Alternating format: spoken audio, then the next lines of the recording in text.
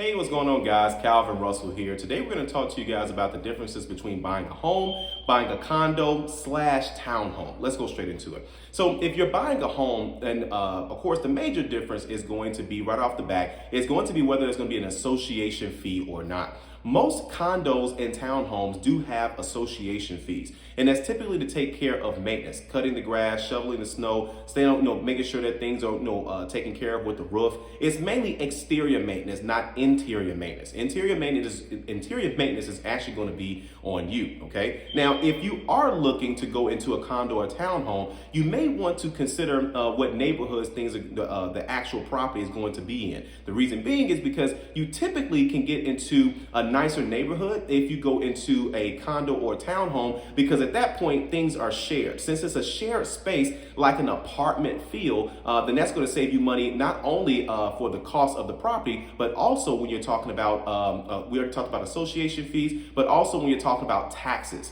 So typically when you're buying a single family home and then there's taxes involved, then the tax is going to be based on that individual parcel, that individual property. Okay, when you are going into a condo or a townhome, in some cases they will actually they would discount, not want to say discount the taxes, but the taxes are shared amongst everybody inside of that entire building. Some associations do that, and some just have it where it's the traditional way of, hey, this is your space, and based on this space, this is your amount of taxes. But if you're looking to be in a nicer area, usually some nicer areas are usually going to have higher taxes, and that will be your way to kind of get into that. Okay. Now, the pre-approval process is the exact same. The difference is when you're going into a home, they have to look at the basics, the price, the taxes, your insurance, the interest rate, and how long your term is going to be. The only difference between the home and going into a condo is going to be the cost of that association fee. Association fees are sometimes yearly, some are monthly, and some are, biannually or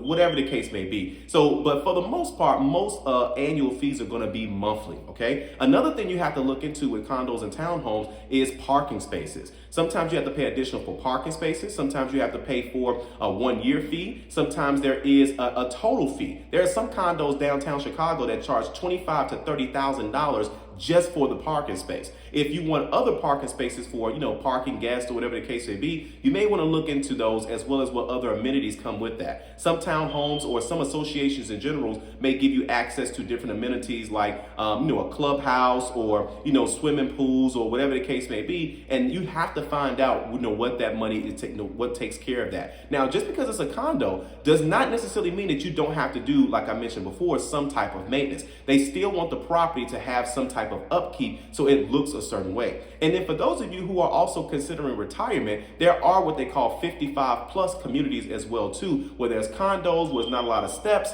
and there's a lot more amenities as well too, just to make things a little bit easier for people that are in that age group. Okay, credit score is going to be about the same. However, some condo associations are looking for certain scores. For example, they'll say things like, well, we're not taking FHA, which is fine. You can get conventional as low as 620, but it's kind of difficult to get conventional at 620. Conventional is going to be a lot easier at 680 and above, okay? Versus with FHA, you can go as low as 580. Why are they doing that? Well, to be honest, in my opinion, I think it's to keep out a lot of first-time home buyers. It's to keep out a lot of people that may have certain types of credit scores.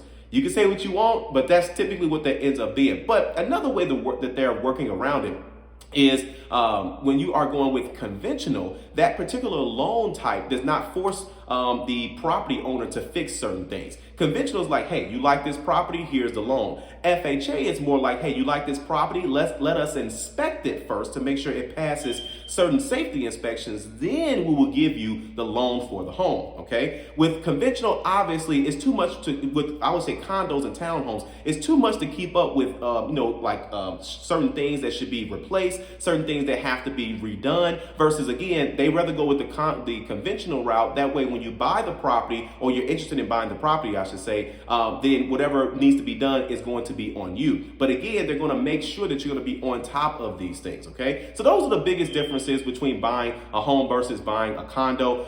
Some people feel like, a townhome or a condo feels more like an apartment, but it's great for some people who don't feel like doing maintenance. And then of course, having a home, you're having your own, but everything is going to be on you, including exterior maintenance. Okay, so if you want more free tips or free videos, be sure to sure to subscribe. If you like this video, like it. And of course, be sure to stick around as we got a lot more content on the way. Thank you guys so much. Have a great day.